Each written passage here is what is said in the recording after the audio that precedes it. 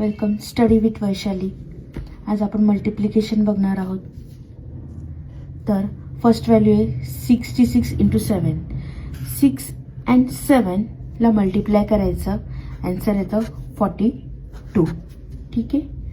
42 ला ॲडिशन करायचं. 4 + 2 काय येतं 6.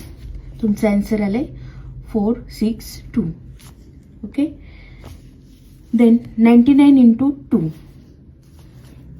Again 9 into 2, 18, 1 and 8.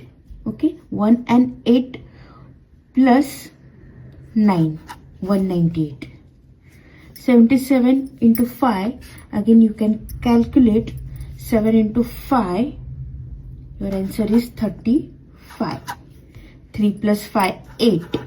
Okay, 88 answer comment मध्ये करा.